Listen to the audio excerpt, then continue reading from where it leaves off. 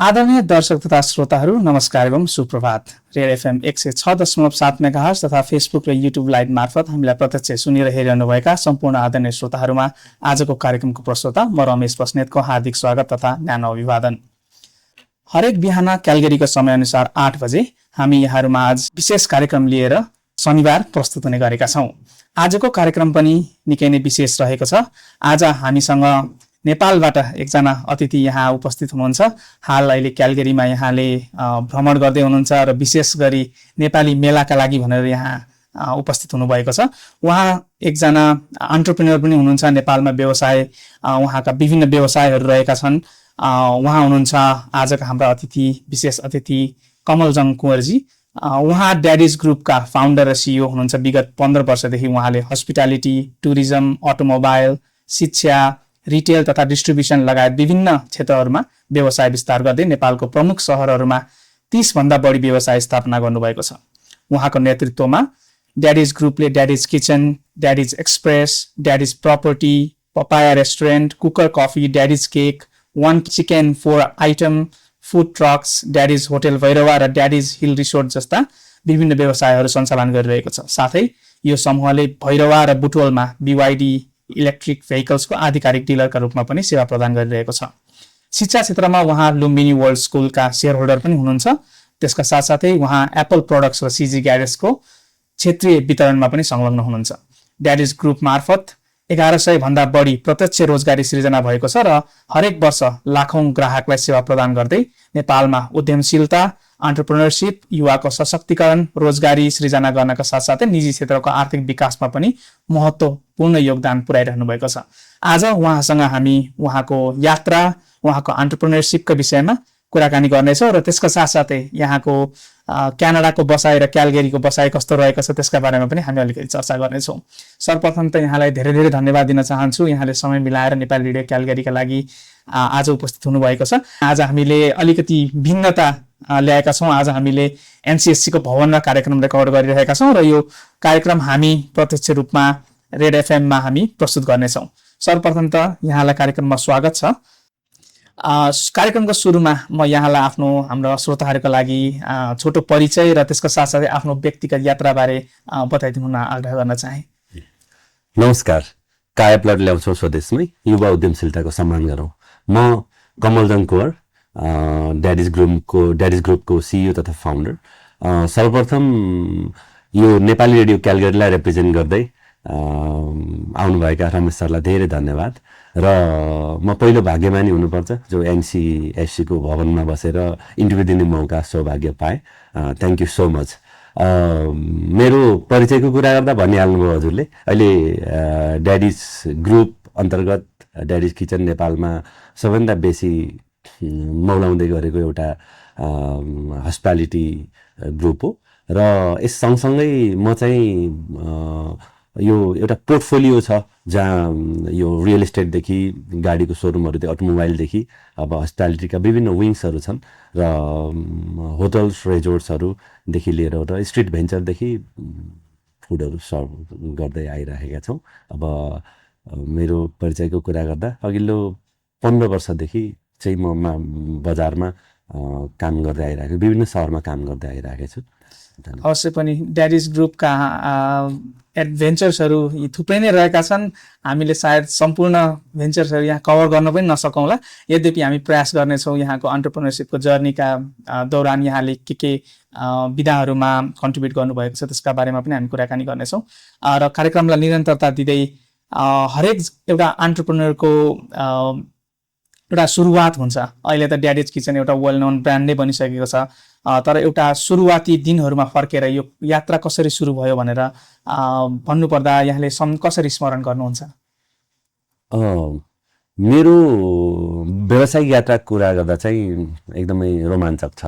म चाहिँ हिजोको दिनमा यो इस्टाब्लिस भएका बिजनेसम्यानहरू जो स्क्रैचदेखि आउनु भएको थियो र राम्रो गरिराख्नु भएको थियो उहाँहरूलाई सुन्ने गर्दा चाहिँ म अति नै मोटिभेटेड र एउटा मनमा चाहिँ कस्तो भने मेरो नेपाली दाजुभाइहरू सबै प्रवासमा जाने अनि त्यस पछाडि उता माइलो काकाको छोरा उतादेखि लिएर गाउँै बाहिर गइरहेको बेलामा भोलि यही गरी जाने र अहिले जुन जसरी तपाईँहरू प्रवासमा आएर अब नफर्किने जस्तो मिस हुन्छ त्यो बेला चाहिँ मलाई बिकराल लाग्थ्यो एक र दुई चाहिँ जुन इस्टाब्लिस भेन्चरहरू हुनुहुन्छ उहाँहरूले गर्न सक्छौ भन्ने कुरा दुईटा कुराले चाहिँ मलाई व्यवसायमा तानेको हो एउटा कुरा म सबै नेपालीलाई चाहिँ बाहिरबाट एक्लै फर्काउन सक्छु कि भन्ने हुटुटी चल्थ्यो एक दुई चाहिँ फेरि अब सानो एउटा लगानी र सानो एउटा परिवारबाट आएका मान्छेहरूले चाहिँ एउटा इस्टाब्लिस ठुल्ठुलो अर्गनाइजहरू इस्टाब्लिस गरेको देख्दा चाहिँ म चाहिँ किन गर्न सक्दिनँ होला भन्ने हुन्थ्यो त्यसैको क्रान्ति मनमा आइसकेपछि मैले चाहिँ थर्ड सेमेस्टरमा छँदै गर्दा चाहिँ म पियुमा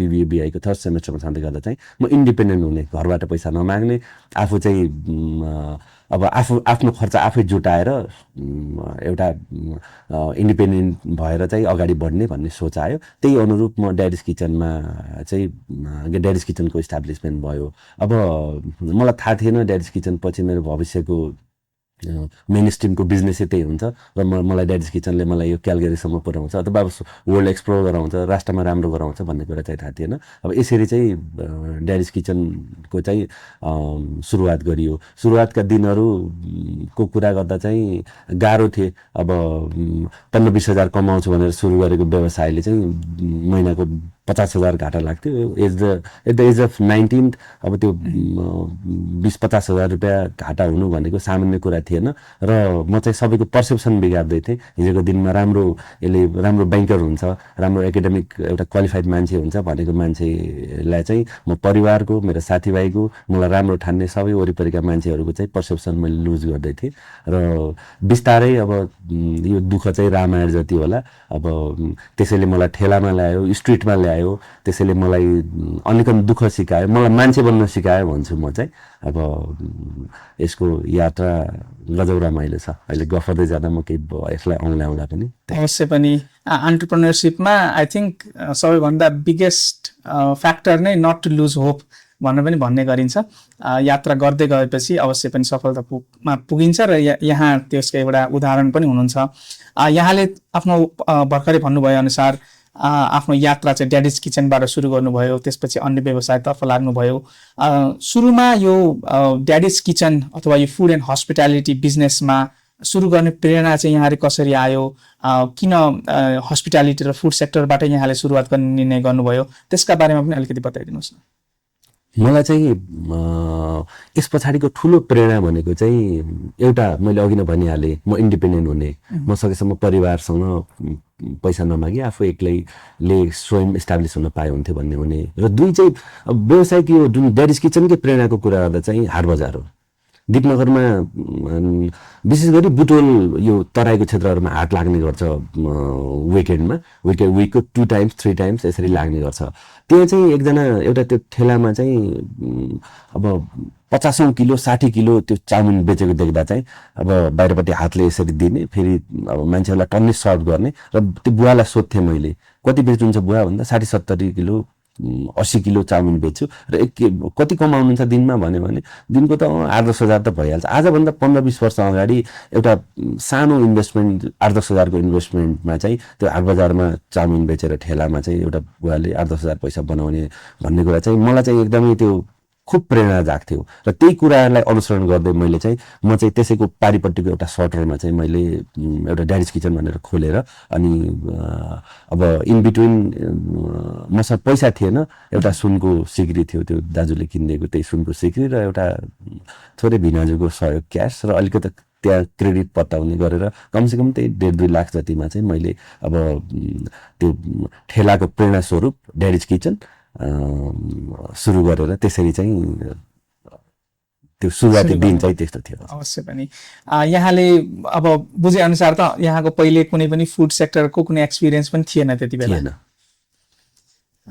लामो यात्रा गर्नुभयो विदाउट एक्सपिरियन्स अहिले एउटा ड्याडिज किचन एउटा ठुलो ब्रान्ड पनि बनिसकेको छ यस्तो कुनै छेड थियो यहाँले जति बेला लाग्यो कि यो ड्याडिज किचन अब ठुलो ब्रान्ड बन्न सक्छ हामीले एक्सपान्ड गर्नुपर्छ भनेर कुनै चिजले यहाँलाई इन्स्पायर गरेको थियो या कसरी हुँदै गयो यो अहिले जति ठुलो बनिरहेको छ यस्तो छ ठुलो बन्न इन्स्पिरेसन भन्दा पनि छोड्ने कुराहरूका चाहिँ हजार कारण चाहिँ थिए अब जस्तो म चाहिँ ड्याडिज किचन फेल भएर म चाहिँ ठेलामा आइसकेको थिएँ फेरि ठेलाबाट पनि अर्को ठाउँ परिवर्तन गर्दै थिएँ।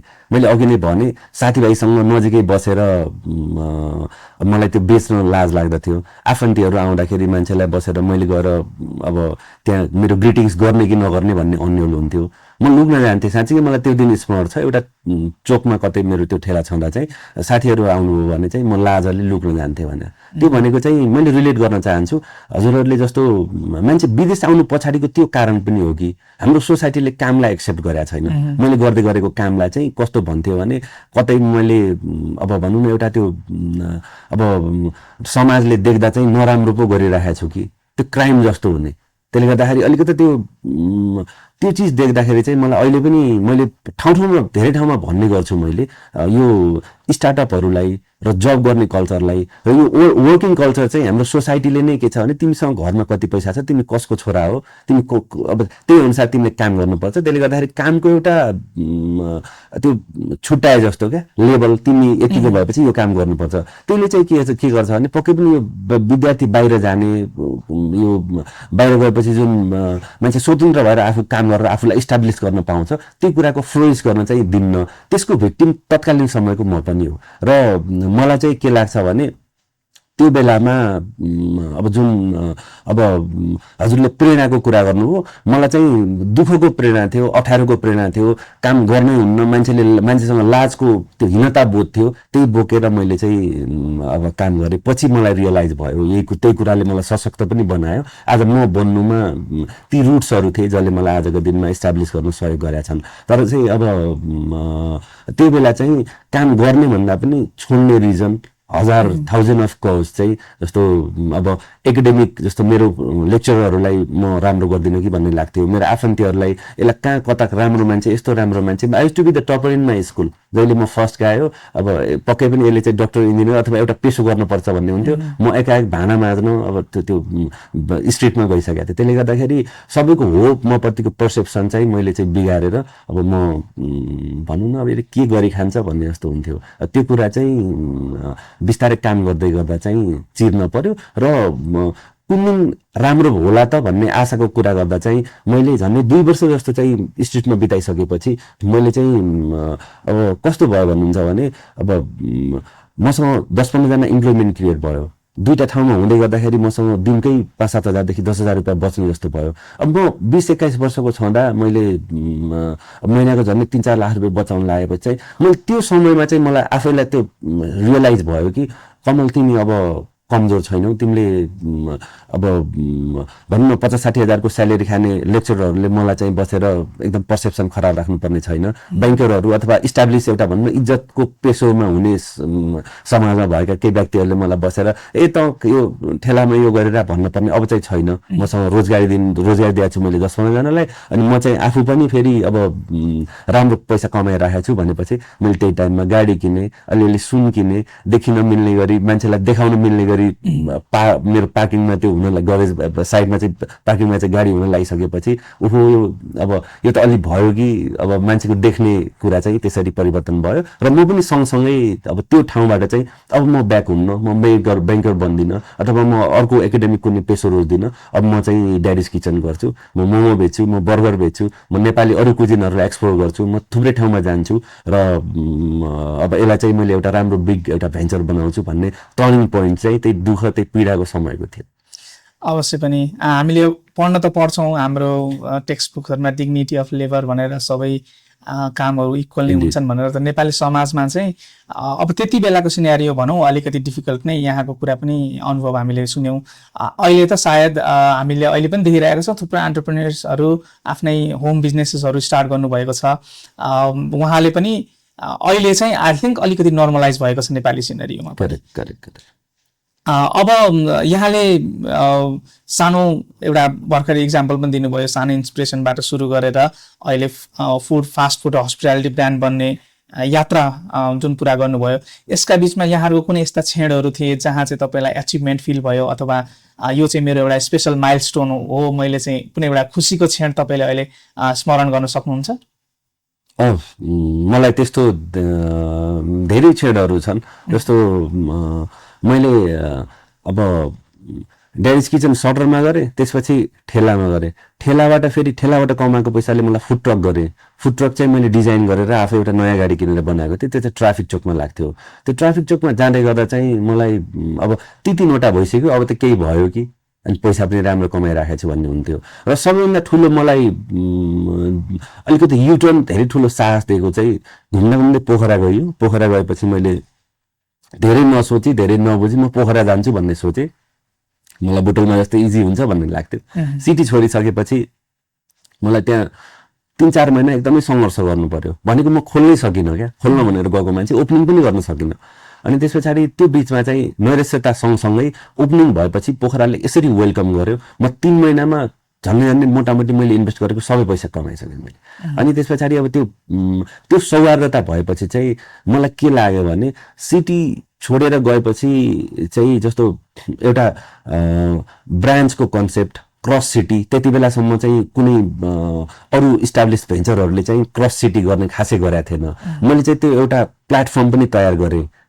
मैले जानी नजानी त्यो गरिराखेको रहेछु र मलाई पनि के कन्फिडेन्ट भयो भने बुटोल मात्र नभएर म पोखरा पनि गर्न सकेँ भनेपछि चाहिँ अब म जहाँसुकै गएर काम गर्न सक्छु भन्ने भयो। त्यो चाहिँ अलिकता मलाई चाहिँ आफैलाई त्यो एउटा इन्सपिरेसन, तिमी कमल अब तिमी मोटामोटी अब तिमी तयार भइसक्यो, अब अगाडि बढ्नुपर्छ भन्ने कुराको चाहिँ त्यति बेला चाहिँ मलाई चाहिँ पुस गर्यो त्यो कुराले। त्यो कुरा प्रेरणा थियो। अवश्य पनि यहाँको यात्राले आई थिङ्क हामीले धेरै जसो अब इन्टरभ्युजहरूमा पनि हेऱ्यौँ भने पनि अथवा बाहिर कुरा गऱ्यौँ भने पनि जेनरली सुन्यो भनेको सक्सेस स्टोरिज मात्रै हुन्छ। त्यस पछाडिको यात्रा चाहिँ हामीले धेरै कम सुन्ने गर्छौँ र यहाँको यात्राहरूको बारेमा हामीले आज कुरा गर्दै गर्दाखेरि आई थिङ्क यसले थुप्रैजनालाई इन्सपायर पनि गरिरहेको हुन्छ। किनभने यहाँले पनि भन्नुभयो थुप्रै होपलेसनेसको डेजहरू पनि थिए, स्ट्रगलहरूको डेज पनि थिए, तर त्यसलाई चिर्दै यहाँ जुन रूपमा अगाडि बढ्नुभयो आई थिङ्क हाम्रा श्रोताहरूमा यदि कोही अन्टरप्रिनरसिप तर्फ लाग्ने सोच्नु भएको छ भने एउटा इन्सपिरेसन पनि हुन्छ। यहाँले एउटा इक्जाम्पल पनि दिनुभयो, पोखरामा जाँदाखेरि 3 महिना चाहिँ यहाँलाई ओपनिङ गर्नै लाग्यो। आई थिङ्क त्यो पोइन्टमा चाहिँ यहाँको च्यालेन्जेसहरू कस्तो थियो, अथवा इभन यही आफ्नो यात्राकै क्रममा पनि अलिकति च्यालेन्जहरू त यहाँले भन्नु नै भयो। अब अरूहरूले हेर्ने पर्सपेक्टिभदेखि लिएर स्टार्टिङ डेजहरूमा स्टार्ट गर्ने फाइनेन्सियल च्यालेन्जहरूदेखि लिएर सबै कुराहरूको यहाँले वर्णन त गर्नु नै भयो। तर अझै अरू के कस्ता यदि इनकेस नेपालमा अहिले अथवा त्यो बेलामा बिजनेस स्टार्ट गर्नु पर्दाखेरि देखिने मेन च्यालेन्जेसहरू चाहिँ के थिए त्यो बेलामा? अब ठ्याक्क आजभन्दा 1.5 दशक अगाडि जे थियो र अहिले त्यो थियो एकदमै धेरै फरक छ। समय धेरै नै परिवर्तन भइसक्यो। अब मलाई तत्कालीन समयमा चाहिँ जस्तो मैले अघि नै फेरि रिलेट गरेँ भने म अब त्यो ठेला गर्दै गर्दा एक्लै छतमा बसेर रुन पर्थ्यो र भोलि मलाई भविष्य मेरो उज्जवल छ जस्तो पनि लाग्दैन थियो क्या।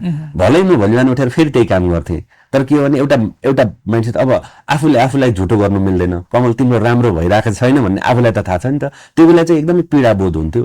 कमल म पक्कै फेरि त्यो हिजो मान्छे फर्काउँछु भनेर लागेको मान्छे त्यतिको मेसो त्यही पनि सबभन्दा पछाडिको लाइनमा हुन्छु कि भन्ने डर चाहिँ, त्यो त्रास चाहिँ हुन्थ्यो। किनभने म बिहान उठ्दाखेरि भाँडा माग्ने मान्छे हुँदैन थियो। डिसवासर नभएपछि मैले 1 चाङ भाँडा झन् 1 रुम जति भरिएका भाँडा मैले माझ्थेँ। म क्लिनिङ मैले गर्थेँ, कटिङ मैले गर्थेँ, पकाउनु मैले पर्थ्यो, म क्यासियर हुनु पर्थ्यो। म भनेको अब म के भइन भने जीवनमा एउटा रेस्टुरेन्टमा हुनुपर्ने सबै कुरा चाहिँ अब मैले कामहरू चाहिँ मेरो जिम्मेवारीभित्र पर्दथे। त्यो गर्दै गर्दा चाहिँ अब त्यो भाँडा माझेर बेसरी त्यो सकिराख्दाखेरि चाहिँ हातबाट चरचर रगत आउँथ्यो। अनि त्यस पछाडि अब आफैलाई हेऱ्यो यसो अब कताको प्रगति, कतिजना मान्छे रोक्ने हो, कति पैसा कमाउने हो, कहाँ जाने हो, अब त्यो कुरा। र अर्को कुरा जुन पोखराको कुरा गर्नुभयो, अब पोखराको कुरा पनि त्यो बिचमा चाहिँ अब अल्टिमेट के हुन्छ, हुँदै नभएपछि फेरि घर फर्किन्छु। अब बुटोलमा त छ त अब हुन्न भन्ने हुन्थ्यो। तर पनि अब फेरि त्यो कुरा पनि साँझमा जुन होप एउटा लुज गरिसकेपछि बिहान उठ्दा चाहिँ मलाई आफूलाई चाहिँ मनमा चाहिँ के लाग्थ्यो भने फेरि होइन तिमी त गर्न सक्ने मान्छे हो कमल।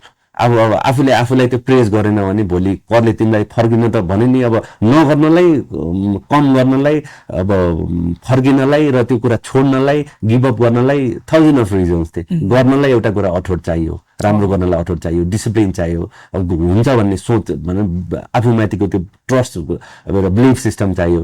त्यही कुराले मात्रै अडाउँथ्यो। बाँकी सबै 1000 कुरा चाहिँ हुँदैन, जा फर्की भन्ने हुन्थ्यो। अब त्यो कुरालाई चाहिँ चिरेर एउटै कुरा आश, भोलिका दिनमा राम्रो हुन्छ भन्ने सोच, आफूप्रतिको आत्मविश्वास, एक दिन त म गर्छु आज होइन भने भोलि हुन्छ भन्ने कुराको अब एउटा मनमा आस्था, त्यही कुराले र भगवानको कृपाले चाहिँ राम्रै भयो।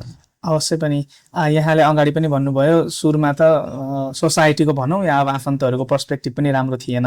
यहाँलाई फ्यामिलीको सपोर्ट चाहिँ कस्तो थियो स्टार्टिङ डेजहरूमा, अथवा आफ्नो साथीभाइहरूबाट के कस्तो सपोर्टहरू केही मिलेको थियो कि तपाईँलाई सबैले डाउटफुल नै रूपमा हेर्ने गर्थे? होइन, म सफल हुनुको पछाडिपट्टि मेरो परिवार र मेरो साथीभाइको ठुलो हात छ। मलाई एकदमै धेरै साथी बनाउनु पर्ने, मेरो अहिले पनि धेरै साथीभाइहरू हुनुहुन्छ र परिवार पनि। अब मैले सबैलाई यो मेसेज दिन चाहन्छु, घरको मान्छेले एउटा घरको परिवारको सदस्यलाई, काम गर्दै गरेको मान्छेलाई बौलाएर ट्रस्ट गरेन भने त्यो मान्छेको प्रगति हुन सक्दैन। चाहे आमा हुनुहोस्, बाबा हुनुहोस्, दिदीभाइ, दाजुभाइ, बहिनीहरू, जोसुकै हुनुहोस्, परिवारको सदस्यलाई चाहिँ एचिभर देख्नुपर्छ। मलाई मेरो आमाले चाहिँ बच्चादेखि नै म अलिकति थोरै जस्तो क्लासमा टपेर नटराजको केही पेन्सिलहरू, अलिकति कपी त्यो लिएर आएँ भने मेरो छोरा जस्तो त कोही छैन, मेरो छोराले त संसार जित्न सक्छ भन्ने मेरो आमा, म उता अर्घाखाँची हुर्केको मान्छे, मैले त्यो जितेर ल्याएको कपी र त्यो पेन्सिलहरू कता खरबारी छ कतातिर छ त्यहाँ गएर नदेखे, आमालाई नछोइ चाहिँ मलाई त्यो एचिभ गरे जस्तै नहुने। म दगुर्दै त्यो जितिसकेपछि झन् 3 किलोमिटर जस्तो हाम्रो टाढा थियो स्कुल चाहिँ, बोर्डिङ स्कुल। त्यो स्कुलदेखि दौडिकन कतै नरोकिकन त्यो आमालाई नदेखाइकन चाहिँ मलाई त्यो एचिभमेन्ट जस्तो लाग्दैन थियो। तर त्यो कुरा अहिले रियलाइज गर्छु मैले, मेरो आमाले चाहिँ मलाई चाहिँ मेरो छोरा त राजा हो, मेरो छोरा जस्तो कोही छैन भन्नुहुन्थ्यो। त्यो कुराको कतै सबकन्सियस माइन्डमा चाहिँ म राजा हो, म गर्न सक्छु, म जस्तो कोही छैन भन्ने कुरा चाहिँ त्यो प्रेरणा भइराखेर पो मलाई यहाँ ल्यायो कि। र मेरो दिदी, मेरो भिनाजु, अब उहाँहरूले पनि बसेर यो कमलले सोच्ने बित्तिकै जे पनि हुन्छ भने, मेरो दाजुभाइहरू, तैँले जे पनि गर्न सक्छस्, तैँले गरिस् कि ठिक हुन्छ, तैँले गर्न नसक्ने केही छैन। त्यो कुरा चाहिँ ठुलो इन्सपिरेसन हो। र त्यो चाहिँ जस्तो आम जति पनि दर्शकहरू हुनुहुन्छ, सुनिराख्नु भएको छ, सबै साथीभाइहरू हुनुहुन्छ, जो पनि सबैले चाहिँ आफ्नो छोराछोरी, आफ्नो परिवारको सदस्य, आफ्नो हस्बेन्ड, आफ्नो वाइफ, जसले पनि गर्दै हुनुहुन्छ, त्यो चाहिँ सबैभन्दा ठुलो पिलर र सबैभन्दा ठुलो इन्सपिरेसन चाहिँ आफ्नो परिवारले दिएको सपोर्ट र निरन्तर त जस्तो कोही छैन भन्ने एउटा बिलिफ सिस्टम भयो भने चाहिँ पक्कै पनि एउटा मान्छेले आफ्नो क्षेत्रमा अब एकदमै अचम्म गर्न सक्ने कायाप्लोट ल्याउन सक्छ जस्तो चाहिँ मलाई लाग्छ। मेरो आफ्नो कुरा हेर्दा मलाई साथीभाइहरूले पनि बसेर दाइ तपाईँ भाइहरू, अब म अब भाइहरूसँग धेरै मिल्ने, भाइहरूलाई पनि बसेर ल तपाईँ त खतरा गर्न सक्नुहुन्छ, मेरो साथीभाइहरूले पनि त एकदम तैँले त जे गरे पनि हुन्छ कि भन्ने कुरा, त्यही कुराले मलाई आज म बनाएको, अब म यति प्रेरित म बनाएको चाहिँ त्यही कुराले हो जस्तो लाग्छ। अवश्य पनि। अनि यहाँको यात्रामा अवश्य पनि कुनै कुनै बेलामा यहाँले सेटब्याक्सहरू पनि सहनु पर्यो होला। अहिले सम्झिँदाखेरि चाहिँ यो कुरा चाहिँ मैले डिफ्रेन्टली गरेको भए मलाई अलिक सहज हुन्थ्यो होला, बिजनेस यो रन गर्नको लागि अथवा मेरो बिजनेसको यात्रामा सहज हुन्थ्यो होला भन्ने त्यस्ता केही क्षणहरू छ? त्यस्तो छ। त्यस्तो कस्तो कुरामा छ भने मैले फुटवर्क गर्दै गर्दा चाहिँ ठ्याक्कै स्ट्रिट भेन्चरको लागि भनेर त्यस्तो इस्टाब्लिस केही लहरू छैन, त्यसमा चाहिँ दुःख हुन्थ्यो, मैले अलिक फरक रोज्न खोजे भए भन्ने हुन्थ्यो। अनि अर्को कुरा चाहिँ म धेरै नबुझी, अघि नै मैले भनिसकेँ हजुरलाई, मैले कुनै दिन प्याज पनि नकाटेको, किचनमा नछिरेको मान्छेले एकाएक हस्पिटालिटी रोजे, त्यो कुरा पनि दुःखले सिकायो। त्यो नहुने चान्सेसहरू धेरै हुन्थे। त्यसले गर्दाखेरि अब काम गर्दै गर्दा चाहिँ नजानेको पेसो, अब नबुझेको कुराहरू र अब अनि त्यसपछि अब मलाई त्यो फर्मल कतै जब नगरे भएर जस्तो अकाउन्ट्सहरूका कुरा, फाइनेन्सहरू, अनि म्यानेजमेन्टका कुरा, एचआर पोलिसीहरूका कुरा र भित्र पनि बसेर कसरी त्यो अब यो सेनिटेसनदेखि लिएर हाइजिन मेन्टेन गर्ने कुराहरू, यस्तो कुरा चाहिँ it took really so much time to get into those things. त्यसले गर्दाखेरि अब मलाई चाहिँ यस्तो कुरा चाहिँ म पहिल्यै केही समय जब पो गरे भए, त्यही सम्बन्धी नलेज पो ल्याए भए, कतै फर्महरूमा काम गरेर मैले फाइनेन्स अथवा त्यसको लिटरेसी भए भए पक्कै पनि आजको दिनभन्दा अब अलि चाँडै ड्याडिज किचन यहाँ हुन्थ्यो कि। र आजका दिनमा 1150 अराउन्ड 1200 प्लस हामीसँग मेन पावर हुन्छ, डाइरेक्टली इम्प्लोइमेन्ट छ। त्यो इम्प्लोइमेन्ट चाहिँ 2000-3000 मा पो हुन्थ्यो कि। त्यस्तो चाहिँ आई वन्डर, तर दुःख छैन। जस्तो अब यस्तो भइदिया हुन्थ्यो भन्ने कुरा त अब मन लाग्छ, राम्रो कुराहरू मनपर्छ सामान्यतः, तर त्यस्तो दुखी छैन म। त्यही कुराले गर्दा आज मलाई धेरै डाउन टु अर्थ बनायो, मलाई रुटको मान्छे बनायो, कतै घमण्डी पो भन्थ्यो कि फेरि। त्यसले गर्दाखेरि हरेक कुराको, हरेक सेटब्याकको two sides of the coin भने जस्तै इन्सपिरेसन पनि त्यही हुन्छ अथवा त्यो गरेको भए सहज हुन्थ्यो कि भन्यो भने फेरि इन्सपिरेसन नआउन पनि सक्छ। यहाँले राम्रो पोइन्ट पनि गर्नुभयो। अब हामी अलिकति यहाँको एन्टरप्रेन्योरसिप अथवा बिजनेस सिकाइहरूको बारेमा अलिकति कुराकानी गरौँ। त्यसका साथसाथै हाम्रो श्रोताहरूलाई पनि एन्टरप्रेन्योरसिपमा लाग्ने सोचिरहनु भएको छन्, उहाँलाई के सुझावहरू हुन सक्छन् भनेर कुराकानी गरौँ। एउटा एन्टरप्रेन्योरसिपमा लाग्दाखेरि, एउटा कुनै नयाँ बिजनेस स्टार्ट गर्दाखेरि सबभन्दा ठुलो फियर भनेकै फेलियरको हुन्छ। त्यस्तो यदि कोही युवाहरू स्पेसली व्यवसाय गर्न चाहनुहुन्छ भने चाहिँ उहाँहरू डराइराख्नु भएको छ भने चाहिँ उहाँलाई यहाँको सुझाव के रहन्छ? एकदमै it's a very good question. जस्तो मान्छेलाई स्टार्टअप गर्न नदिने, त्यस पछाडि कतै काहीँ म बन्न सक्दिनँ कि भन्ने सबैभन्दा पहिलो उपहास चाहिँ हजुरको त्यो फियर अफ डुइङ बिजनेस अथवा गेट इन्टु जब के हो त्यो हो। त्यसले गर्दाखेरि अब कहीँ कतै आफू इस्टाब्लिस हुनलाई, कहीँ कतै राम्रो एउटा भेन्चर इस्टाब्लिस गर्नलाई, कहीँ कतै राम्रो गर्नलाई चाहिँ काहीँ न काहीँबाट सुरुवात गर्नुपर्ने हुन्छ। र त्यो चाहिँ मैले के सुझाउँछु भने आम सबै अहिले जुन यङ्स्टरहरू हुनुहुन्छ, अझ विशेष गरी यो जेनेरेसन जेडका मान्छेहरू, उहाँहरूलाई चाहिँ अझ त्योभन्दा पछाडिका मान्छेहरूलाई पनि अब काम चाहिँ अलि अर्ली डेजमै स्टार्ट गर्ने। अब जतिसक्दो चाँडो स्टार्ट गर्यो एक्सपिरियन्स हुँदै जान्छ, आफ्नो क्यालिबर राम्रो बन्दै जान्छ। त्यसले गर्दाखेरि अब एक त्यो, र दुई चाहिँ संसारमा ठुलो भन्ने छुट्टै नियम छैन, केही छुट्टै नियम छैन, त्यो एकाडेमिक त्यो क्वालिफिकेसन पनि छैन, केही त्यस्तो सर्टिफिकेट पनि पाइँदैन। अब यो संसारभरि 8 अर्ब जति मान्छे छन् जस्तो लाग्छ। 8 अर्ब मान्छेका जसरी यो थम्सहरू त्यो मिल्दैनन्, त्यस्तै गरी आफ्ना त्यो काम गर्न जित्ने शैली पनि मिल्दैनन्, सबै फरक हुन सक्छन्। त्यसले गर्दाखेरि आफूमा भएको क्यालिबर चिनेर आफूले राम्रो गर्नु, त्यसलाई चाहिँ आफूलाई चाहिँ सुरु गरायो अब त्यो भने चाहिँ त्यसले चाहिँ एउटा ठाउँ एउटा दिनमा आएर एकदमै राम्रो मान्छे बनाउँछ। त्यसले गर्दाखेरि सर्वप्रथम चाहिँ आफूले आफूलाई विश्वास गरेर यो हिजोका दिनमा सानो ठाउँबाट काम गरेका मान्छेहरूले चाहिँ तपाईँको आज संसार जितेर बसेका छन्। त्यो कुराको इन्सपिरेसन लिँदै अगाडि बढ्यो भने चाहिँ अब यसभित्रका डर, यसभित्रका अप्ठ्यारा, यसभित्रका च्यालेन्जहरू जीवनभरै छन्। अब सानो छँदा सानो च्यालेन्ज हुन्छ, ठुलो छँदा अर्कै फेरि च्यालेन्ज हुन्छ। आजको दिनमा मलाई फरक च्यालेन्ज छन्। त्यो सबैलाई स्वत न त्यो कतै जब गर्दा सुख छ, न कतै एज एउटा राम्रो ठाउँमा बसेर त्यो आफ्नो कार्यविधिहरू निभाउँदा सुख छ, न त फेरि कुनै एउटा भेन्चर इस्टाब्लिस गरेर त्यसलाई चाहिँ निभाउँदा सुख छ। त्यसले गर्दाखेरि त्यो कुरा इट गोज अन। अब मैले चाहिँ जतिसक्दो चाँडो स्टार्ट गर्ने, आज स्टार्ट गर्ने, आफूलाई चाहिँ जतिसक्दो चाँडो अब इन्टु गराउने, त्यही चिजै हो, बाहेक अर्को केही छुट्टै फर्मुला चाहिँ छैन जस्तो लाग्छ मलाई। अवश्य पनि यहाँले एउटा इम्पोर्टेन्ट कुरा पनि गर्नुभयो। अब युथमा चाहिँ अलिकति लिबर्टी पनि हुन्छ, लेस स्ट्रिङ्स एट्याच पनि हुन्छ, उसलाई अलिकति फ्रिडम पनि हुन्छ नयाँ कुराहरूमा एक्सपेरिमेन्टेसन गर्नको लागि पनि, र फेलियरहरू पनि ओभरकम गर्नको लागि इनफ टाइम पनि हुने गर्छ जति छिटो स्टार्ट गर्यो। हाम्रा यी सजेसन्सहरूले अवश्य पनि हाम्रा युथलाई इन्सपायर गर्छ भन्ने म आशा लिएको छु। अब सफलताको कुरा गरौँ अलिकति। एउटा सफल व्यवसायी हुनको लागि महत्त्वपूर्ण कुरा चाहिँ यहाँलाई के जस्तो लाग्छ?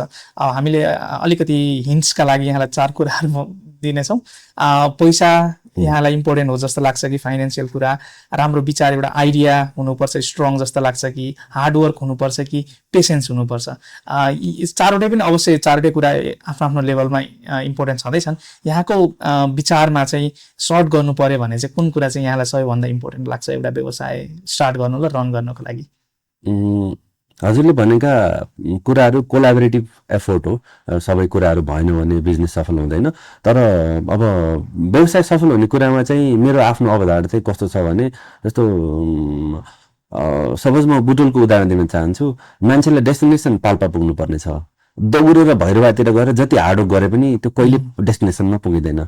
भनेको अब एक दिन मान्छेलाई भैरवातिर पुगिसकेपछि कस्तो लाग्ला भने यहाँ कामै छैन, जति गरे पनि हुँदैन, मबाट त हुँदैन कि, किनभने म त यति दौडेर म भैरवातिर साउथतिर आइसकेँ, पाल्पै पुगिँदैन। भनेको त्यो डेस्टिनेसन मान्यो भने पाल्पालाई जाने ठाउँ त्यो काम सफलता पाल्पा हो भने, अब त्यसले गर्दाखेरि न त्यो हार्डवर्कले मात्रै हुन्छ, एकदम टु मच डिसिप्लिन तै पनि फेरि के छ, इनोभेसन छैन, आइडियाजहरू छैन भने एक्सेप्ट गर्दैन बजारले अथवा समयले एक्सेप्ट गर्दैन, त्यो पनि फेल हो। त्यसले गर्दाखेरि जस्तो व्यवसायिक कुरा चाहिँ कस्तो होला भने to being a topper in class तपाईँ कतिवटा 8वटा सब्जेक्ट हो भने त्यो सब्जेक्ट सबै पास गरेर सबैमा राम्रो मार्क ल्याउनु पर्ने हुन्छ र बल्ल राम्रो हुन्छ। त्यसले गर्दाखेरि हजुरले भनेका कुराहरू चाहिँ कुनै सब्जेक्टिभ कुराहरू एउटा सब्जेक्ट पो हो कि अब म तिमी म्याथमा तपाईँ 1 नम्बर हुन्छ यसले भने जस्तो पो हो कि हार्डवर्क मात्रै मान्नु हो भने तिमी साइन्समा 1 नम्बर गर तिमी डिसिप्लिन हो अथवा भनौँ न। त्यसले गर्दाखेरि यो चाहिँ के छ भने तपाईँसँग कन्सिस्टेन्टली डिसिप्लिन भएर हार्डवर्क गरेर लागै गरेर त्यो चिज र एउटा गुड डेस्टिनेसन आफूले सोचेको ठाउँको सही मार्ग त्यो अपनाएर जानु हो भने चाहिँ बल्ल राम्रो हुने हो कि। त्यसले गर्दाखेरि अब एउटै कुरा भन्दा पनि यसमा चाहिँ अब भनौँ न अनेकन हजुरले भनेका सबै कुरा प्लस अरू पनि कति कुराहरू हुन्छन् ती सबै जोडेर त्यसको कोलाबोरेटिभ रिजल्ट चाहिँ बल्ल सफलता हो कि। अवश्य पनि बाहिरबाट हेर्दाखेरि एन्टरप्रेन्योरशिप अथवा एउटा बिजनेस ओनरको लाइफ आकर्षक देखिन्छ, एन्टरप्रेन्योर हुन्छ, बिजनेसहरू रन गरिरहेको छ भनेर। तर पर्दा पछाडि हेर्दाखेरि थुप्रै सङ्घर्षहरू पनि हुन्छन्। यहाँको पर्सनल एक्सपिरियन्स अनुसार मानिसहरूले नदेख्ने च्यालेन्जेसहरू अथवा चुनौतीहरू चाहिँ के हुन्छन् जस्तो लाग्छ यहाँलाई एउटा बिजनेस रन गर्दा या बिजनेस स्टार्ट गर्दाखेरि? एउटा एन्टरप्रेन्योर चाहिँ बिहान आफू उठेर आँखा खोलिसकेपछि उसले एकदमै आफ्नो व्यवसायलाई प्रेम गर्छ भने आँखा खोलिसकेपछि र सुत्नुभन्दा अगाडि ऊ चाहिँ ड्युटीमा हुन्छ र मलाई लाग्छ निन्द्रामा पनि सपनामा ड्युटीमै हुन्छ होला। अब त्यो चिजको स्ट्रगल चाहिँ कतै मान्छे फिजिकल्ली अन्तै प्रेजेन्ट हुन्छ, कतै बसेर मनोरञ्जन गरिरहेको छ, कतै बसेर फ्यामिलीसँग कतै पार्टीमा छ अथवा कतै साथीभाइसँग घुमिरहेको छ, कतै ट्राभल गर्दैछ भने पनि त्यो सबकन्सियस माइन्डमा चाहिँ त्यो कतै न कतै त्यो कुराले क्यारी गरिराखेको हुन्छ। त्यसले गर्दाखेरि अब to being entrepreneur it's a tough job, सजिलो छैन। किनभने कति बेला त्यो व्यवसायले आफूले गरेको कामले छोड्दैन भने त्यो जति बेला सुकै ह्याङ एउटा चाहिँ भइरहेको हुन्छ र त्यो ह्याङ जसले इन्टरटेन गर्न सक्छ, त्यो ह्याङलाई जसले क्यारी गर्न सक्छ त्यही एन्टरप्रेन्योर हो। र एन्टरप्रेन्योर पनि जस्तो अब हामी जब बिजनेस गरिरहेका छौँ। अब यो मैले धेरै ठाउँमा भनेको छु एन्टरप्रेन्योरको डेफिनेसन पनि हामी अलिक फरक आउन लागेका छौँ क्या। जस्तो जागिर हो यता एन्टरप्रेन्योरसिप हो, जागिर हो त्यसपछि एन्टरप्रेन्योरसिप, अरूको जागिर गर्न जस्तो त्यस्तो होइन। जस्तो मलाई कस्तो लाग्छ भने एउटा सिइओ कुनै कम्पनीको कसैले इन्भेस्टमेन्ट गरेर बनाएको छ ठुलो कम्पनीको सिइओ पनि एन्टरप्रेन्योर हो। एउटा mayor can be the entrepreneur, एउटा प्रशासक भनेको bureaucrat can be the entrepreneur. भनेको जस्तो कस्तो छ भने आफू कतै गएर आफ्नो कारणले गर्दा त्यो संस्थामा आफूभन्दा बाहेकका अरू मान्छेलाई चाहिँ इन्फ्लुएन्स गर्न सकिन्छ, इम्प्लोइमेन्ट जेनेरेट गर्न सकिन्छ, आफूलाई सँगसँगै संस्था प्लस संस्थालाई अरू त्यसका शाखा भेन्चरहरू इस्टाब्लिस गर्न सकिन्छ भने त्यो चाहिँ एन्टरप्रेन्योर हो। त्यसले गर्दा जागिर गर्ने मान्छे एन्टरप्रेन्योर होइन भन्न मिल्दैन। एउटा मेयर जसले चाहिँ त्यो सिटीलाई नै बसेर प्रोडक्टिभ बनाउँछ, कन्स्ट्रक्टिभ बनाउँछ र सिटीलाई आफ्नो कार्यकालमा एउटा 5 वर्ष कतिको टेनर, त्यो टेनरभित्र 1 कदम अगाडि पुर्याउँछ भने त्यो एन्टरप्रेन्योर हो। कतै सिडिओ अथवा भनौँ न अनेकन ठाउँहरू छन्। त्यसले गर्दाखेरि अब यसलाई चाहिँ जस्तो ठ्याक्कै के छैन भने यो एन्टरप्रेन्योरसिप माइन्डसेटको कुरा चाहिँ जस्तो मल्टिमिलियनरहरू छन् आजको दिनमा जब गर्ने मान्छेहरू हेर्न सक्नुहुन्छ। ठुल्ठुलो कम्पनीहरू इस्टाब्लिस ठुल्ठुलो कम्पनीहरू छन् जहाँबाट मान्छेले एज अ सिइओ कति धेरै मान्छेलाई प्रभाव हुने गरी विश्वलाई नै प्रभाव हुने गरी काम गरिरहेका छन्। त्यसले गर्दा त्यो एक माइन्डसेट छोड्नु पर्यो प्रथम कुरा। दोस्रो कुरा चाहिँ अब अप्ठ्याराका कुरा गऱ्यो भने फेरि पनि मैले भन्न चाहन्छु अब त्यो पीडा, त्यो अप्ठ्यारा, ती बोझहरू, ती बर्डनहरू सबै कुरा जसले इन्टरटेन गर्न सक्दैन त्यो चाहिँ न जबमा न कतै दिएको पोस्टमा त्यसले एन्टरप्रेन्योरसिप गर्न सक्दैन। त्यसले गर्दाखेरि you need to get ready to cope up with those things. त्यसपछि मान्छे चाहिँ एउटा सफल उद्यमी चाहिँ हुन्छ। अवश्य पनि यहाँले एउटा गहन कुरा पनि गर्नुभयो। एन्टरप्रेन्योरसिप भनेको एउटा काम अथवा जब होइन, यो एउटा माइन्डसेट हो भनेर जुन भन्नुभयो। अब त्यसपछि यहाँले जुनसुकै विधामा काम गरे पनि इभन जबै भए पनि यहाँले एन्टरप्रेन्योरसिप माइन्डसेट छ भने तपाईँ एउटा एन्टरप्रेन्योर हुन्छ भन्ने जस्तो कुरा गर्नुभयो। निकै नै राम्रो कुरा गर्नुभयो यहाँले। अब यहाँले ड्याडिज किचनबाट सुरुवात गर्नुभयो, अहिले विभिन्न पोर्टफोलियोहरूमा हुनुहुन्छ। यहाँ रियल स्टेटदेखि लिएर डिस्ट्रिब्युटर पनि हुनुहुन्छ। त्यसको साथसाथै यहाँले ड्याडिज केक, ड्याडिज एक्सप्रेस, ड्याडिज होटेल विभिन्न भेन्चर्सहरू रहेका छन्। यहाँलाई यो विविध विधाहरूमा डाइभर्सिफाई गर्ने आइडिया अथवा यो इनोभेसन गर्ने प्रेरणा कसरी यहाँले सुरुवाती दिनहरूमा कसरी डिसाइड गर्नुभएको थियो कि म अझै यसलाई एक्सप्यान्ड गर्छु भनेर? थिएन केही पनि। अब त्यस्तो सुरुमा चाहिँ के छ भने सुरुमा एउटा ड्याडिज राम्रो बनाउनु पर्ने थियो, त्यस पछाडि खुलिसकेका अर्का 2-3टा शाखा राम्रो बनाउनु पर्ने थियो। अनि त्यस पछाडि चाहिँ यो विषयलाई चाहिँ मैले जुन नेप्लिज कम्युनिटी सोसाइटी अफ क्यालगरी छ यसलाई पनि जोड्न चाहन्छु। पछाडि चेम्बर अफ कमर्स छ अथवा सोसाइटीका के संस्थाहरू हजुरले जस्तो अहिले बसेर त्यसको सदस्यहरू हुनुहुन्छ, मैले यसलाई चाहिँ के रिलेट गर्न चाहन्छु भने म ड्यानिज किचन गर्दै गर्दा विभिन्न सङ्घ संस्थाहरूमा जाने मौका पाएँ, जस्तो एन्टरप्रेन्योरसिप फोरमहरू एटेन्ड गर्ने मौका पाएँ, सेयरिङ सेसनहरूमा आफू बसेर सेयर गर्ने र सेयरिङ सेसनहरू लिने मौका पाएँ। त्यो चाहिँ गर्दाखेरि चाहिँ जस्तो कस्तो हुन्छ भने एउटा काममा तपाईँ आफू इस्टाब्लिस हुनुभयो भने अनेकन फिल्डका मान्छेहरू भेट्न पाइन्छ र एउटा ठाउँमा सफल भएको मान्छेलाई अर्को विधाको मान्छेले पनि नक गर्छ। अनि मलाई चाहिँ मेरो आफ्नो पर्सनल्ली पोर्टफोलियो बनाउने कुरामा चाहिँ ठुलो योजना, भोलि म रियल इस्टेट गर्छु, भोलि म इलेक्ट्रिक भेहिकल गर्छु, भोलि म होटल रिजोर्टहरू गर्छु, मलाई त्यस्तो थिएन। कसैले चाहिँ मलाई त्यो काम गर्दै गर्दा मेरो नेटवर्कले चाहिँ के भने नक गर्यो। जस्तो गाडीको विषयको जस्तो BYD is number 1 car in world, अहिले एकदमै राम्रो छ र नेपालमा पनि we are the number 1 dealer. अनि अब यसमा चाहिँ जस्तो कसैले मलाई कुनै ब्याङ्करले कतै काम गरिराखेका मान्छेले चाहिँ कमनलेस गेट कनेक्टेड इन्टु त्यो बसेर काम गरौँ न भनेर भन्नुभयो। अनि मलाई चाहिँ यो त यसको त अपर्च्युनिटी छ कि भन्ने भयो। त्यो कुरा भएको चाहिँ त्यही भित्र आइसकेपछिको नेटवर्कले हो। त्यसले गर्दाखेरि अब जस्तो रियल इस्टेटको कुरा पनि अब कतै अब ठिकैको जग्गा पाएको छु मैले। अब रिलेटिभली अहिलेको समयमा अलि लिक्विड क्यास हाल्ने म पो भएँ कि अब कसैलाई आस्था जाग्यो, ल कमल आउन यो खरिद गर्यो भने तिमीलाई यसमा चाहिँ यति फाइदा हुन्छ भन्ने कुरा चाहिँ मलाई जनाइदिनु। म त है यो गरेँ भने मलाई यसमा राम्रो पैसा बच्छ भने, राम्रो पैसा बनाउन सक्छु भने मैले किन इन्भेस्ट नगर्ने। त्यसले गर्दा यो कुरा चाहिँ कस्तो हो भने जस्तो तपाईँहरू एउटा कम्युनिटीमा बसेर विभिन्न क्षेत्रको, विभिन्न सोच भएको, विभिन्न एकाडेमिक पोर्टफोलियो भएको मान्छेहरू जोडिनु भएको छ। त्यसले चाहिँ कस्तो गराउँछ भने त्यो चाहिँ पोजिटिभ जेलेसी भन्छु म, विन विन गराउँछ क्या। एकको अर्कोको देखासेकी, जस्तो राम्रो कुरामा देखासेकी गर्नलाई अर्कोलाई बिगार्नु पर्दैन नि, देखासेकी गर्नलाई आफू बन्न पनि सकिन्छ नि। भने जस्तो अर्कोले गरिराखेको काममा पनि सम्भावना देख्न सकिन्छ। त्यसले गर्दाखेरि त्यो चिज चाहिँ म यो हुँदै गर्दा चाहिँ नेटवर्कले तानेर अब त्यो ल तिमी यो गर भन्यो, त्यसमा रिसर्च गरेँ मैले, आफ्नो कुराहरू देखेँ, भविष्य देखेँ। त्यस पछाडि चाहिँ म आउँदै गर्दा चाहिँ आजको दिनमा अब हामीसँग राम्रो यो ड्याडिज ग्रुप अन्तर्गत 12-15वटा एउटा पोर्टफोलियो डेभलपमेन्ट भइसकेको छ। त्यसमा चाहिँ अटोमोबाइल छ, अब हस्पिटालिटी भइहाल्यो विभिन्न फर्मेसनमा। अब यसका संस्थाहरू छन् जस्तो papaya, it's about woman empowerment. We try to give employment only to the woman if so possible. यसमा चाहिँ जस्तो एकदम हाइजिनका कुरा, एकदमै र फ्रुट्सका कुरा, no preservative, no sugar, no alcohol. अब सकेसम्म चाहिँ त्यसलाई कसरी हुन्छ, एथलेट्सहरू अलिकति हेल्थ कन्सियस मान्छेहरूलाई फोकस गरेर बनाएका छौँ। अब ड्याडिज फुड ट्रक चाहिँ स्ट्रिट भेन्चर गएर बजारमा जस्तो कुनै ठाउँमा एउटा चोकमा बस्छ र त्यहाँबाट बर्गर पिक गर्न पाइन्छ, मोमो लिन पाइन्छ। अब ड्याडिज रियल इस्टेटको कुरा गर्नु भने यसले घर घडेरी बेच्छ, किन्छ, दिन्छ, सजिलो गराएर अब गरिदिन्छ। अब इन्लाइटन मोटर्स जुन अब गाडीको हामी BYD गाडी लगायत अरू पनि गाडीहरू छन्, त्यसको आधिकारिक बुटुल भैरवाको डिस्ट्रिब्युटर हौँ। Daddy's Cake is one of the largest bakery setup in Nepal अहिले चाहिँ। अनि यो यसको चाहिँ मैले झन्डै 18वटा शाखा बनाउने गरी तयारी गरेको छु। पुरै एक दिन रूपन्देही छोपिन्छ होला बेकरीले, र यसलाई चाहिँ एकदमै राम्रो भनौँ न अलिक क्वालिटीको बेकरी हुने गरी तयारी हुँदैछ। ड्याडिज एक्सप्रेसको कुरा गर्दा चाहिँ जस्तो शर्माहरू अलिकति पिक एन्ड गो टाइपको, यहाँ पनि कति त्यो अब रोकेर जस्तो ड्राइभ थ्रु गर्ने जस्तो यहाँ कति धेरै ठाउँहरू देखेँ मैले, त्यस्तै खाली हो यो चाहिँ। ड्याडिज हिल्स भनेको चाहिँ मैले अलिक डाँडामा रिजोर्टहरू बनाउने, हामी नेपाली जुन एउटा अब टुरिज्मको लागि एउटा राम्रो सम्भावना राख्ने ठाउँ हो, त्यसलाई चाहिँ एक्सप्लोर गराउँदैछु। ड्याडिज होटल इज बिजनेस होटल, रुमहरू हुन्छ, त्यसरी हुने गरी अब यसलाई चाहिँ एक्सप्लोर गर्दैछु। अवश्य पनि यहाँलाई सफलताको शुभकामना पनि दिन चाहन्छु म। Thank you. र अब अलिकति यहाँको नारा पनि रहेको छ, काया पलट ल्याउँछौँ स्वदेशमै, युवा उद्यमशीलताको सम्मान गरौँ भनेर। अब नेपालमा व्यवसाय सञ्चालन गर्ने यहाँको लामो अनुभव पनि रहेको छ।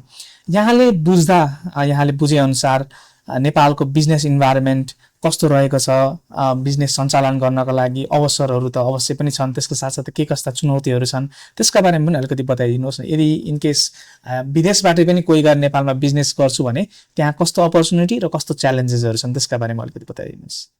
सर्वप्रथम मैले नाराको कुरा गर्न चाहन्छु। एउटा ड्याडिज किचनको नारा तलपट्टि काया प्लट ल्याउँछौँ स्वदेशमै, युवा उद्यमशीलताको सम्मान गरौँ हुँदैन। ड्यानिस किचनको नारा कस्तो हुनुपर्छ, हामी एकदमै मिठो दिन्छौँ, क्वालिटी दिन्छौँ भनेर हुनुपर्छ स्वाभाविक रूपमा। तर मैले फेरि तपाईँलाई एकछिन अगाडि मैले लिएर जान चाहन्छु। ड्यानिस किचन गर्दै गर्दा चाहिँ मैले अलिकति ह्युमिलेसन, अलिकति मिसपर्सेप्सन, म प्रतिको एउटा बिलिफ सिस्टम, बिग्रेको बिलिफ सिस्टम र कमल त अब बिग्रियो, खतमै भयो, यसले ठेलामै गयो भन्नु गर्दा चाहिँ मेरो मनमा एकदमै चुप थियो क्या त्यति बेला। र त्यो बेलामा चाहिँ मैले आफूले त्यो यो नारा मेरो मात्र नारा होइन, आम सबै स्टार्टअप गर्दै गरेका, भर्खर सानो कामबाट स्टार्ट गरेर भोलिका दिनमा ठुलो गर्छु भन्ने सपना देख्दै गरेका ती मान्छेहरूको नारा हो यो भनेको चाहिँ कायापलट ल्याउँछौँ स्वदेशमै, will take drastic changes within nation, please respect the youth entrepreneurship, युवा उद्यमशीलताको सम्मान गर। उद्यमी भनेर मैले अघि न डेफिनेसन दिइसकेँ मेरो भाषाको, र उद्यमीको त्यो उद्यमीलाई प्लिज रेस्पेक्ट गर न। कतै रिक्साबाट सुरु गर्छ भने रिक्सालाई उद्यमी मान, उद्यमी मनको मान, र त्यसको एन्टरप्रेनरसिपलाई चाहिँ के गर, रेस्पेक्ट गर। त्यसले गर्दाखेरि यो विशेष नाराको कुरा गर्दा चाहिँ it's not particularly represent the Daddy's kitchen, it represent the entire youth of Nepalese community, एक। र दुई चाहिँ अब नेपालमा व्यवसाय गर्ने कुरालाई चाहिँ जस्तो अपर्च्युनिटी च्यालेन्जको कुरा गर्दा नेपाल जस्तो डेभलपिङ कन्ट्रीहरूमा जस्तो अपर्च्युनिटी त पक्कै तपाईँको क्यानाडामा पनि छैन जस्तो लाग्छ मलाई। किनभने त्यो कुरा म हक लगाएर एकदमै ठोकेर कसरी भन्न सक्छु भने हिजोका दिनमा कतै एकपटक जीवनमा यसरी प्याज नकाटेको मान्छे आएर केही फाइनेन्सियल कतै जब नगरेको मान्छे आएर म आफूलाई एकदमै पर्फेक्ट ठान्दिनँ, एउटा त्यो इम्पर्फेक्ट मान्छे आएर काम गर्दै गर्दा हुन्छ भन्ने बिलिफ सिस्टमले यो अघिल्लो एउटा दशक भित्र चाहिँ अब 20-25वटा शाखाहरू इस्टाब्लिस गर्न सहयोग गर्छ। ठुल्ठुलो मेरो लोन छैन भने, किन लोन छैन भने मसँग जग्गै छैन। अब मैले त्यो कमाएको छ, फेरि अर्को गरेको छ, कमाएको छ, अर्को गरेको छ, गर्दै गर्दै आजको दिनमा अराउन्ड 1200+ इम्प्लोइमेन्ट हुन्छ, 25-25वटा शाखा हुन्छन्। देशका प्रमुख 4-5 शहरमा म पुग्न सक्छु मेरो नलेजले, त्यो लेभलको नलेजले भने आजका दिनमा मान्छेहरूसँग त कति नलेज छ भने, कति राम्रो त्यो काम गर्ने शैली छ। त्यसले गर्दाखेरि अब अपर्च्युनिटीका लागि त एकदमै धेरै अपर्च्युनिटी छ, मेरै मात्र हेऱ्यो भने पनि एक। र दुई चाहिँ के छ भन्नुहुन्छ भने नेपाल एउटा नेचुरल मोनोपोली भएको देश हो, प्राकृतिक एकाधिकार भन्छ। हामी चाहिँ विश्वमा 195 आउट अफ 195 हामी मात्रै एउटा देश हो जोसँग नेचुरल मोनोपोली छ, प्राकृतिक एकाधिकार छ। र यसमा जानुभयो भने हिमाल, पहाड, तराई, त्यहाँका लेकहरू, त्यहाँका हर्ब्सहरू, त्यहाँका डाँडाकाँडाहरू, त्यहाँका समथर ठाउँहरू, त्यहाँ उब्जने कुराहरू, अब त्यहाँका अब भनौँ न त्यहाँको ट्रेकदेखि ट्रायलसम्म, त्यहाँको माउन्टेनदेखि त्यहाँको फुडसम्म जेसुकै कुरा गर्नु हो भने अब हामीसँग जस्तो चिज, जस्तो अपर्च्युनिटी जो छ, जे छ त्यो कुरा विश्वको कुनै देशसँग छैन जस्तो लाग्छ मलाई। त्यसले गर्दाखेरि एक त्यो, र अहिले अब मान्छे सशङ्कित हुने कुरा चाहिँ राजनीतिक अस्थिरताको कुरा, अनि त्यस पछाडि अब जहिले पनि बसेर राष्ट्रै अब नेचुरल्ली ब्युटिफुल भएर मात्र पनि भएन, रिसोर्सेस भएर मात्र पनि भएन, मान्छेलाई चाहिँ एउटा स्टेबल गभर्मेन्ट भयो हुन्थ्यो कि भन्ने लाग्छ। त्यसले गर्दाखेरि अब त्यो चाहिँ अब यो यति धेरै दुःख गरेर यति धेरै पीडाका साथ आएको यो सरकार चाहिँ यसमाथि आश गर्नुपर्छ। र सरकार एउटा व्यक्ति पनि हो, त्यो पनि विचार गर्नुपर्छ। र मान्छेले जहिले पनि बसेर जस्तो पूरक सम्झिन्छ सरकार, अनि इन्डिपेन्डेन्ट सम्झिन्छ, म छुट्टै यो जनता हो र सरकार भनेको चाहिँ रेगुलेट गर्ने त्यो मात्रै कुरा हो भन्ने सम्झिन्छ। त्यो चाहिँ सम्झिनु हुँदैन। जस्तो हामी 3 करोड हो, सरकार भनेको 3 करोड होइन, 3 करोड जनता होइन, 3 करोड मध्येको म पनि एउटा स्टेक होल्डर हो। त्यसले गर्दाखेरि मैले के बुझ्नु पर्यो भने त्यही उद्यमी पाराले सोच्नु पर्यो, उद्यमी तौर तरिकाले विचार गर्नु पर्यो। र म चाहिँ यो देशमा केही मेरो पनि कन्ट्रिब्युसन छ भन्ने विचार गर्नु पर्यो, के दिन्छ भन्दा पनि के दिन सक्छु भन्ने सोच राख्नु पर्यो। अब त्यो गर्यो भने चाहिँ बेसरी राम्रो हुन्छ भन्ने लाग्छ। र आजका दिनमा फेरि पनि मैले 2-4वटा कुरा चाहिँ हजुरलाई बताउन चाहन्छु। जस्तो अब अपर्च्युनिटी के मानेमा छ भने गभर्मेन्ट अभियसली स्टेबल छ, गभर्मेन्टले राम्रो गर्नेलाई कतै केही अप्ठ्यारो गराउँदैन, प्रशासन राम्रो छ, कल्चर राम्रो छ, सोसाइटीले एक्सेप्ट गर्छ, सबै कुरा गर्छ र नै म यहाँ छु जस्तो लाग्छ। अघिल्लो यो 1.5 दशकभित्र काम गर्दै गर्दा चाहिँ मलाई चाहिँ नेपाल काम गर्ने कुरालाई लिएर र नेपाल जस्तो एक्सेप्टेन्स, नेपालमा जस्तो अब एउटा त्यो जुन ग्रुमिङ गर्ने ठाउँ छ त्यो चाहिँ कहीँ छ जस्तो लाग्दैन। एकदमै अब च्यालेन्जेस अभियसली हुनसक्छन्, धेरै कुराहरू हरेक ठाउँमा हुनसक्छन् आफ्ना च्यालेन्जहरू। अपर्च्युनिटी चाहिँ त्यसको अब कम्पेयर गर्नु हो भने एकदमै धेरै अपर्च्युनिटी छ। अवश्य पनि। अब आजको दिनहरूमा हामीले धेरै जसो देख्ने भनेको थुप्रै नेपालीहरू विदेशी हुनुभएको छ, स्पेसली युवाहरू त आजकल +2 गरेपछि नै विदेश जाने ट्रेन्ड नै जस्तो चलिरहेको छ र नेपाल रीतिले पनि छ एक हिसाबले। कोही नेपालमै केही गर्न चाहनुहुन्छ भनेर सोच्नुहुन्छ युवाहरू भने चाहिँ उहाँहरूलाई चाहिँ यहाँको सन्देश के रहन्छ? म त मेरो नाराले नि विदेश नजाउन, माटोलाई माया गर न, तिमी आफ्नो देश बनाउन पहिला, त्यस पछाडि जिम्मेवारी बोध गर।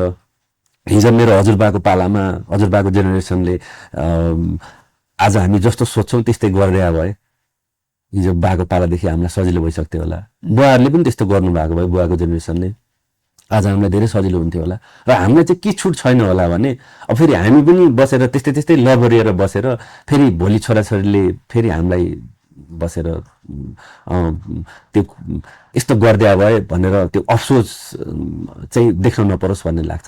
त्यसले गर्दाखेरि एउटा जेनेरेसनले दुःख गर्यो, एउटा जेनेरेसनले अलिकता आफूलाई इन्टु बनाएर भोलिका दिनमा केही राम्रो हुन्छ भन्ने सोचका साथ एउटा तयारी गर्यो भने चाहिँ सेकेन्ड जेनेरेसनलाई सजिलो हुन्छ। त्यसले गर्दाखेरि हामी छुट हुने जेनेरेसन होइनौँ कि हामी चाहिँ आफै पीडामा भएर भए पनि भोलिको जेनेरेसनलाई ठिक पार्ने जेनेरेसन हो कि भन्ने लाग्छ। त्यसले गर्दाखेरि सकेसम्म आफ्नो बेस्ट एफोर्ट नेपालमै लगाउने, नेपालमै राम्रो गर्न खोज्ने र नेपालमै गऱ्यो भने राम्रो हुन्छ भन्ने सोच राखेर नेपाललाई परिवर्तन ल्याउन खोज्ने।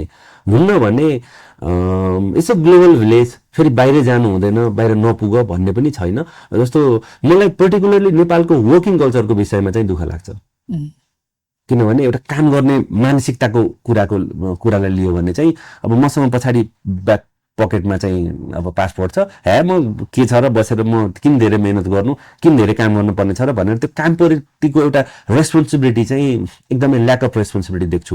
त्यसले गर्दाखेरि अब त्यो कुरा चाहिँ हामी नेपालीले त्यो थर्ड वर्ल्डबाट सिक्न पाइन्छ। मैले एउटा औलाउनु पर्ने कुरा जस्तो क्यानाडामा आइसकेपछि मैले थुप्रै रेस्टुरेन्टहरू देख्दैछु, थुप्रै अरू बिजनेस भेन्चरहरू देख्दैछु। थोरै मेन पावरले यति दुःख गरेर काम गर्नुभएको छ। अब त्यो रिलेटिभली कम्पेयर गऱ्यो भने हाम्रो 5 जना मेन पावरको बराबरको काम चाहिँ एकजनाले गरिरहेको छ। त्यसले गर्दा त्यो चाहिँ लर्निङ हो, त्यो चाहिँ नदेखि नभोगी सिकिँदैन। त्यसले गर्दाखेरि अब मान्छे फर्किनु त आफ्नो देश अवश्य पर्छ नै, चाँडै आउनुपर्छ। त्यो सिक्नुलाई भए पनि आम युवाहरू गएर फर्किनुहुन्छ भने पक्कै धेरै नलेज, अब धेरै त्यो global knowledge, global expertise, globally अब जे कुराहरू त्यो आजका दिनसम्मका अपडेटेड भर्जनहरू छन् ती कुराहरू लिएर अझ गयो भने नेपाललाई धेरै सजिलो हुन्थ्यो कि नेपाललाई त्यो कुराको पनि अभागी हुन सक्थ्यो जस्तो लाग्छ। अवश्य पनि यहाँको मेसेज सुनेर अवश्य हाम्रो कोही युवाहरू अथवा कोही विदेशमा जाने सोच बनाउनु भएको छ र नेपालमा केही गर्ने भन्ने सोच बनाउनु भएको छ भने उहाँहरूका लागि आई थिङ्क तपाईँको सन्देशले अलिकति इन्सपिरेसन प्रदान गर्नेछ भन्ने हामी आशा गर्दछौँ। यहाँ अहिले क्यालगरी क्यानाडामा भ्रमणका रूपमा आउनुभएको छ, यहाँको हालसम्मको अनुभव चाहिँ कस्तो रहेको छ? मैले अघि नै नेपालको बारे खुब प्रशंसा गर्दै थिएँ। नेपाल जस्तो मलाई देशै कोही छैन जस्तो लाग्थ्यो। नेपाल एकदमै ब्युटिफुल छ जस्तो लाग्थ्यो मलाई। नेपाल ब्युटिफुल छ नै, अति नै राम्रो छ नै। र भन्दै गर्दा एउटा म कोलम्बिया आइसफिल्डको झन् 300 किलोमिटरको रोड ट्रिप गरेँ। त्यो गर्दै गर्दा चाहिँ कतै म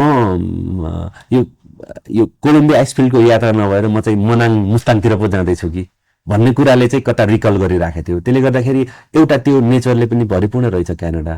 अब मैले देखेको यो क्यालगरीबाट देखेको क्यानाडा एक र दुई चाहिँ जस्तो डाउनटाउनमा गइयो त्यहाँको जस्तो नेपालमा भएका जस्तो ठमेलको जस्तो लेक साइडको जस्तो पोखराको झम्सिगेलको जस्तो अथवा राम्रो सहरहरूको जस्तो व्यापार देखेँ मैले। अनि एउटा ठुलो मेला, आउटडोर मेला, बिगेस्ट स्ट्याम्पिड त्यो मेला, अब उनीहरूले आफ्नो कल्चरलाई चाहिँ कसरी कन्टिन्यू गरेर आजका दिनसम्म एक्सप्लोर गराइराखेका छन्, अब त्यो कुरा देख्न पाइयो। अनि त्यस पछाडि मेरो एकजना भाइ हुनुहुन्छ पवन भूषाल, अनि उहाँले चाहिँ एउटा युनिभर्सिटी मलाई लगेर जानुभयो, युनिभर्सिटी अफ क्यालगरी। त्यहाँ गएर म 2-3 घन्टा उहाँले पढेको युनिभर्सिटीमा मैले त्यो समय बिताउने मौका पाएँ। जान्ने 40,000 भन्दा बेसी विद्यार्थीहरूले त्यहाँ चाहिँ पढ्दा रहेछन्। र मैले सुनेअनुसार ठ्याक्कै मलाई थाहा भएन, टियुसँग पहिला त्यो कलेजको चाहिँ एउटा कोअर्डिनेसन पनि थियो, कोअपरेसन केही थियो भन्ने पनि मैले सुन्नमा पाएँ। अब यो प्लस त्यस पछाडि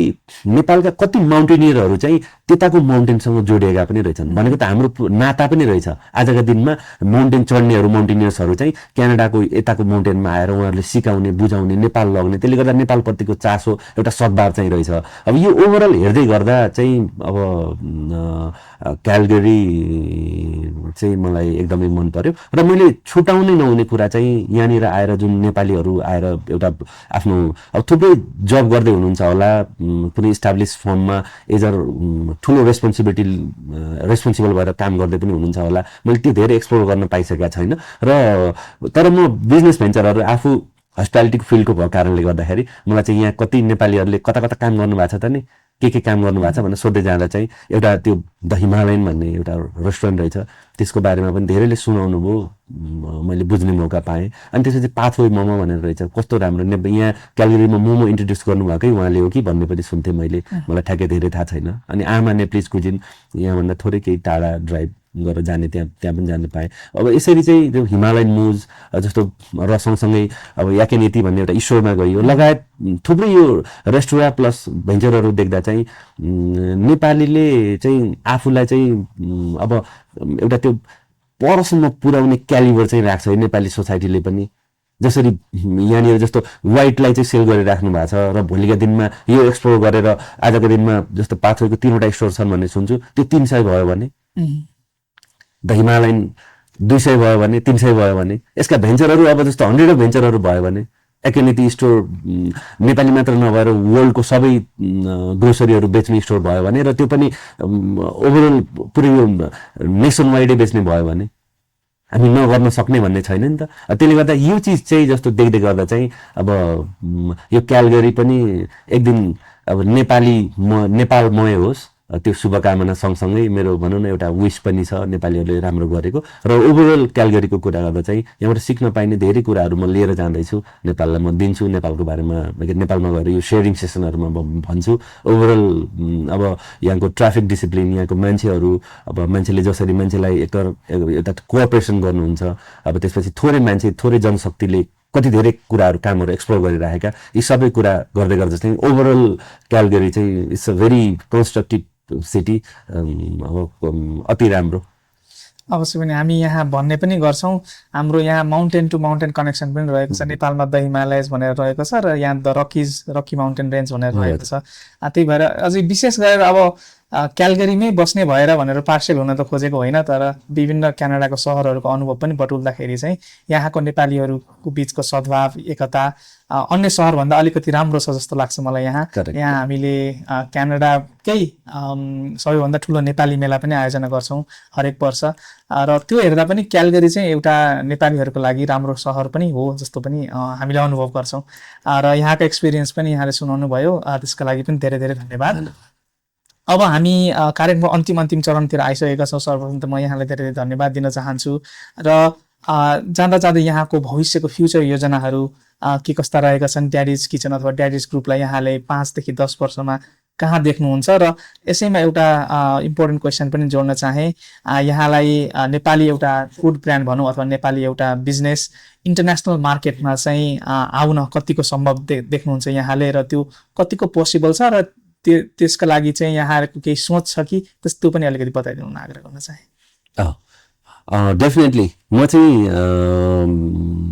बिहान केही पूजामा मन्त्र पढिसकेपछि जहिले विश गर्छु मेरो ड्याडिजको भेन्चर चाहिँ एटलिस्ट 50वटा देशमा चाहिँ म इस्टाब्लिस गर्न सकौँ in terms of hospitality in terms of अब जेसुकै हुनसक्छ जान सकौँ म र यो संसारमा एउटा नेपाली ब्रान्ड पनि छ भनेर चाहिँ मान्छेले एक्सप्लोर गर्न सकुन् नेपाल आउन सकुन् नेपालको बारेमा बुझाउन सकौँ जस्तो एज अ ट्राभल एजेन्सी हुन्छ एज अ रेस्टुरेन्ट हुन्छ एज अ होटल हुन्छ अथवा एज अ जेसुकै हुन्छ नेपालबाट सामानहरू हुन्छ त्यो कुरा चाहिँ डेफिनेटली मलाई चाहिँ मनमा छ म त्यो कुरा चाहिँ वर्षमा झन्डै 3वटा जस्तो देश मलाई सकेसम्म जान मन लाग्छ र अहिले म आउनु पछाडिको रिजन पनि यहाँ क्यानाडा यो क्यालगरी आउनु पछाडिको रिजन पनि नेपाली मेला हेर्नु नेपालीसँग गफ गर्नु नेपालीसँग परिचय गर्नु र सिटी बुझ्नु थियो र अब मैले भनिहालेँ डेफिनेटली हामी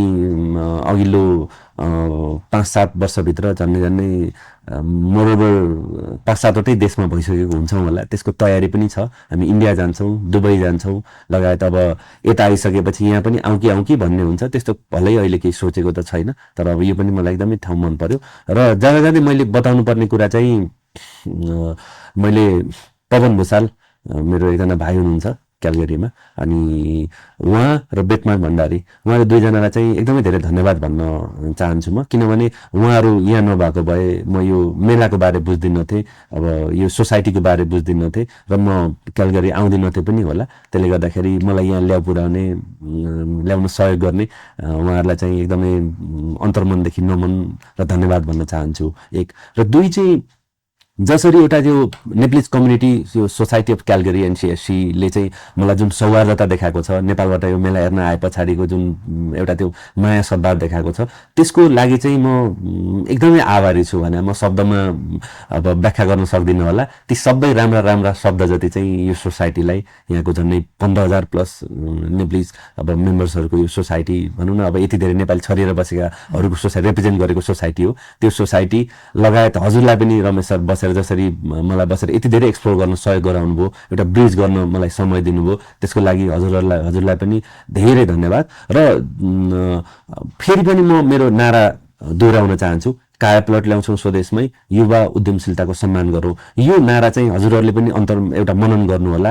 र नेपालमा जस्तो आफू यहाँ हुनुले चाहिँ अब एउटा वैराग्यता चाहिँ नआओस्, फेरि नेपालमा गएर जोडिने, नेपालमा गएर केही गर्ने, आफ्नो इम्प्याक्ट चाहिँ आफू हुनुले नेपालमा पनि इम्प्याक्ट हुने गरी चाहिँ, किनभने अन्ततगत आफू जन्मेको ठाउँ अब जन्मभूमि महत्त्वपूर्ण कुरा हो, त्यसले गर्दा त्यो पनि सम्झिनु होला भन्दै सम्पूर्ण जुन मेरो यो अब यति कुरा गर्दै गर्दा चाहिँ म यहाँ चाहिँ मेरो जुन 1200 प्लस मेरो जुन क्रू मेम्बरहरू मेरो फ्यामिली हुनुहुन्छ, उहाँ नेपालमा हरेक दिन रात दुःख नगर्ने भने म यसरी एक्सप्लोर गर्न पाउँदिनँ थिएँ, यसरी भिजनका कुरा यसरी गफ गर्न पाउँदिनँ थिएँ। त्यसले गर्दाखेरि ती सबै हामी जुन हाम्रो फ्यामिली छ उहाँहरूको तर्फबाट पनि यो सोसाइटी, यहाँ बस्नुहुने सम्पूर्ण नेपालीहरूलाई चाहिँ म विशेष धन्यवाद भन्न चाहन्छु।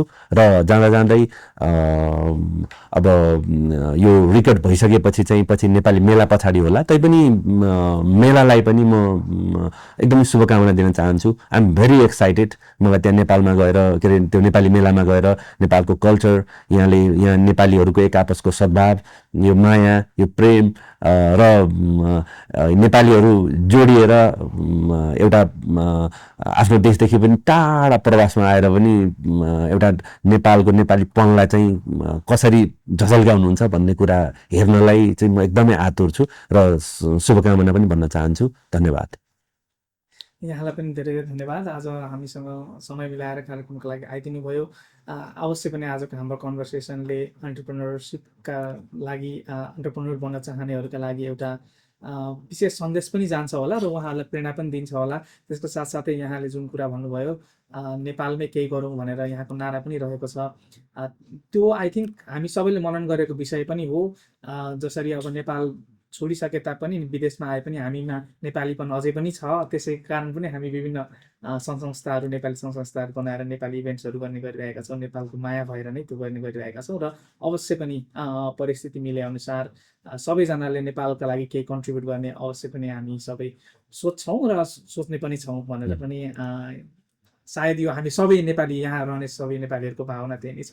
र यति भन्दा भन्दै आज हामीसँग हुनुहुन्थ्यो कमल जङ्कोर, उहाँ ड्याडिज ग्रुपको फाउन्डर र सिइओ हुनुहुन्छ र आज उहाँ यहाँ क्यालगरी क्यानाडामा आएर भ्रमण गर्ने क्रममा उहाँसँग समय मिलाएर हामीले कुराकानी गरेका थियौँ। कार्यक्रमको बारेमा केही सुझाव सल्लाह र प्रतिक्रिया छन् भने हामीलाई अवश्य पनि हाम्रो फेसबुक र हाम्रो युट्युबमा यहाँले कमेन्ट मार्फत हामीलाई जानकारी दिन सक्नुहुनेछ। र त्यति भन्दा भन्दै हामी फेरि अर्को साता नयाँ विषयवस्तुहरू, नयाँ कार्यक्रम, नयाँ अतिथिका साथ उपस्थित हुने नै छौँ। तबसम्मको लागि आज प्रस्तुतमा रमेशलाई पनि बिदा दिनुहोस्। यहाँहरूको दिन शुभ रहोस्।